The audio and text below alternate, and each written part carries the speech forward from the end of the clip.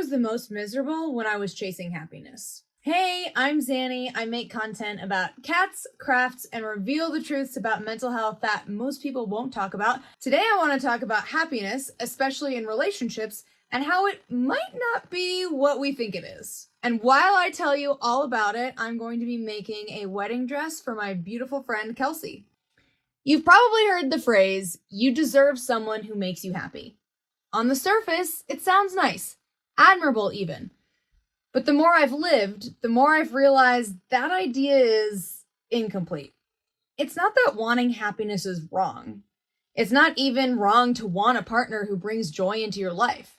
But when we talk about being happy, especially in relationships, we have to pause and ask ourselves, what kind of happiness are we really talking about? Because happiness can mean different things. Sometimes we're talking about happiness as a fleeting emotion, like feeling joy, amusement, ease. That kind of emotional happiness is based on the moment. It's reactive. It comes and goes depending on what's going on around us. Then there's the kind of happiness people often mean when they talk about long-term relationships. That sense of purpose, of satisfaction, of knowing that you're building something meaningful with someone. That kind of happiness is slower, deeper. It doesn't always feel good in the moment, but it feels right over time. And that difference really matters because when we chase emotional highs, when we use momentary happiness as the metric for whether our relationship is working, we often end up the most miserable because we start putting pressure on ourselves and on our partners to keep everything light and pleasant all the time. But life doesn't feel good all the time. Relationships don't feel good all the time. They're not supposed to. If you're judging your relationship based on how easy or fun it feels in every moment, you're probably going to feel disappointed. Or worse, believing something meaningful should be thrown away just because you're uncomfortable. But discomfort doesn't always mean something is bad. Sometimes it's just life. Sometimes it's growth. And it's really important to understand the difference. Now, to be clear, I'm not saying that people should stay in relationships that are continually painful or unfulfilling. What I am saying is that there's a difference between a relationship that's difficult because it's helping you grow and one that's difficult because it's actually wearing you down. So how do you tell the difference? It starts with investigating what you mean when you say you're unhappy. Maybe your partner is going through a deep grief. You're probably not going to be feeling happy in the emotional sense most of the time during that period, but you might still feel deeply connected, purposeful, like being there matters. Or maybe your partner challenges you lovingly when you behave badly. You're not going to feel good in that moment because accountability never really does, but once the discomfort fades, maybe you realize you've grown. That moment, as painful as it was, became meaningful. Or maybe you're in that weird phase where the newness has worn off. The chemistry isn't as intense as it used to be. You start wondering, do I even still love this person? I've been there. But what I've learned is that the feeling of happiness doesn't always have to come before commitment. Sometimes the love follows the actions. I've had moments when I didn't feel super in love, and not because anything was really wrong, but just because life was a lot. But when I chose to show up, to do something kind for my husband, plan something thoughtful, those feelings would come rushing back. Not because he made me happy, but because I stepped into the kind of partner I wanted to be. And in doing that, I felt more connected to him and to myself. So our feelings don't just drive our behavior also shapes our feelings. The story we tell ourselves about who we are, what we're building, what we value, affects how we interpret our emotions and the world around us. For most of my life, I didn't think that I was chasing happiness. I thought I was being a hopeless romantic. I wanted forever love, but honestly, my actions said otherwise. I was hypersensitive to conflict, and whenever things went wrong, I responded from a place of panic, like, this shouldn't be happening. Part of that was I grew up in a home where my parents didn't raise their voices. Disagreements were calm, rational, and quiet. So anything outside of that felt like a red flag.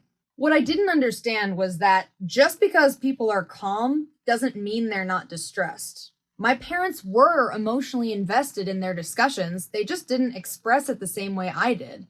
And as someone who externalizes my emotions, I assumed that calm meant devoid of feeling, that my parents' way of managing conflict was the right way, the ideal way, the only way.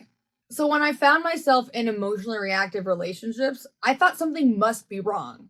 And to be fair, sometimes it was. But I also held a double standard. I struggled to take accountability, I was emotionally reactive and aggressive, and yet I expected my partner to respond like my parents, calm, regulated, composed, even though I wasn't bringing any of that to the table. I had a lot of healing to do, and unfortunately, I brought all of that into my relationship with my now husband. I expected him to be the one to fix all of my issues. I put so much pressure on him to be calm and reassuring, even when I wasn't being calm or kind or fair. I was loud, I was emotional, I was reactive, and I thought that he should just know how to handle that. There was one moment in our relationship that I'll never forget. We were having a fight. I can't remember what it was about, but it got bad. There was one moment he looked at me with tears in his eyes and said, "If I'm so horrible, why are you even here?"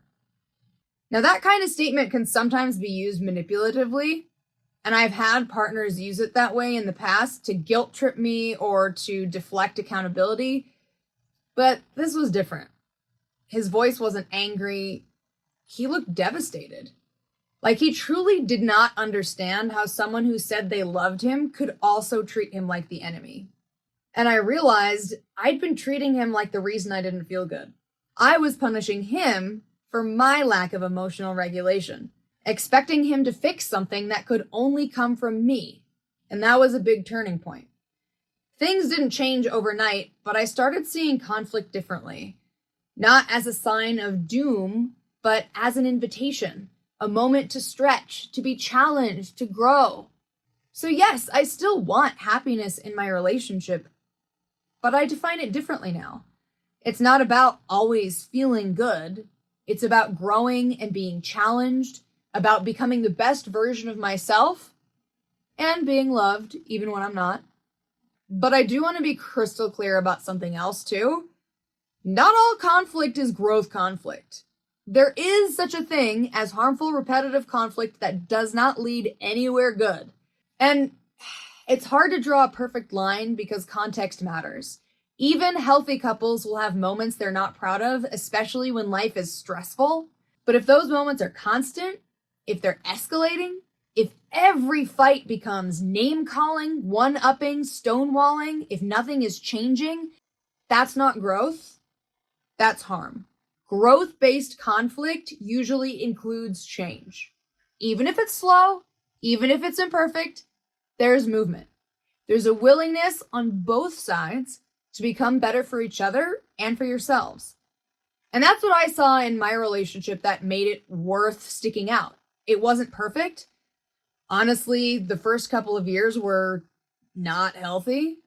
But what kept us going was that we kept changing. We both listened, we both adjusted, and we both cared about being people that the other person could feel safe with. And if that hadn't been happening, we wouldn't still be together. Because wanting to grow isn't enough. There has to be proof of that growth. That's not to say that you have to put up with dysfunction for the sake of transformation. You definitely don't. But if both parties are willing to grow, and if the hard times lead to more mutual understanding, not more mutual harm, then conflict doesn't have to mean failure. It can be the birthplace of trust, which brings me back to the couple I made this dress for. During one of her dress fittings, something the bride said really struck me.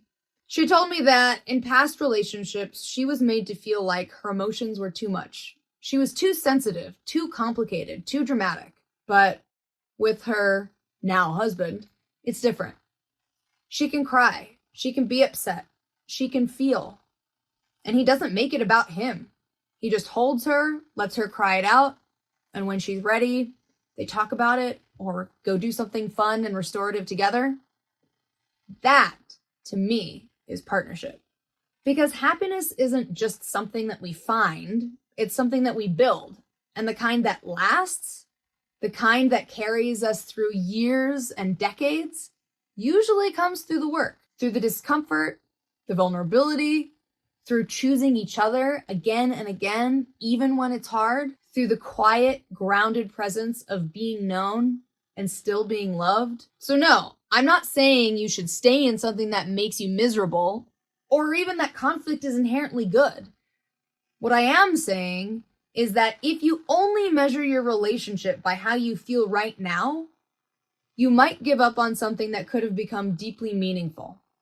So instead, ask yourself, does this relationship support my growth?